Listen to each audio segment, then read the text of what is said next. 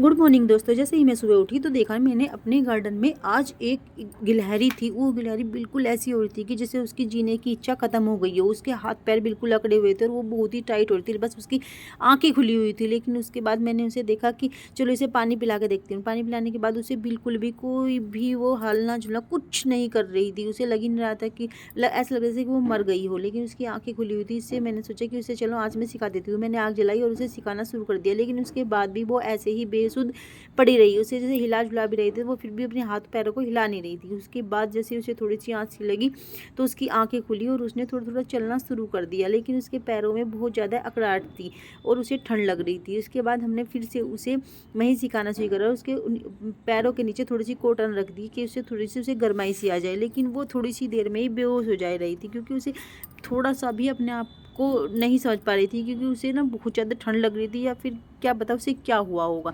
उसके बाद हमने उसके सामने खाना रख दिया, मक्की के दाने और पोहा रख दिया, लेकिन थोड़ा सा तो वो खा ले। लेकिन वो खाने क्या, वो मुंह ही नहीं खोल रही थी। मुंह उसकी बिल्कुल मुंह उसका बंद था, जैसे कि उसे बहुत ज़्यादा ठंड लग रही हो। उसके बाद हमने उसके ऊपर से हाथ फेरना शुरू कर दिया ऐसे ऐसे। तो वो जैसे उसके ऊपर हाथ फेर रहे थे तो वो चल रही थी। थोड़ी थोड़ी सी इच्छा सी उसकी चलने की, उछलने की कोशिश तो वो बहुत कर रही थी, लेकिन उस पर चला ही नहीं जा रहा था। फिर हमने फिर दोबारा से उसके लिए आग जलाई और सिखाना शुरू कर दिया।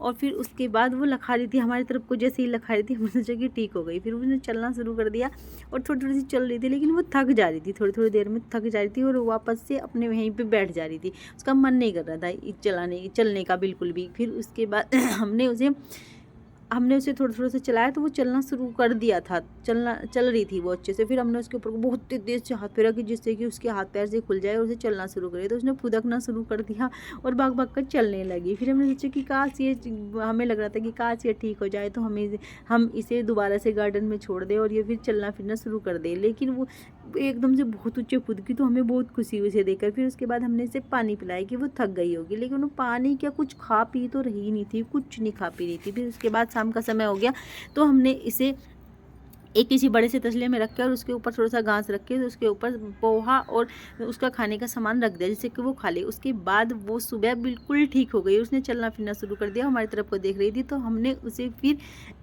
उसे फिर वहाँ पे बैठा दिया और उसे दूध पिलाया, क्योंकि वो कुछ खा पी नहीं रही थी। तो उसके बाद हमने सोचा कि ये दूध पी ले तो शायद थोड़ी-सी ठीक हो जाए। तो हमने इसे दूध पिलाया। ऐसे ही बहुत थोड़ा-थोड़ा सा वो पी रही थी लेट के आराम से, जैसे छोटा बच्चा दूध पीता है, इस तरीके से वो दूध पी रही थी।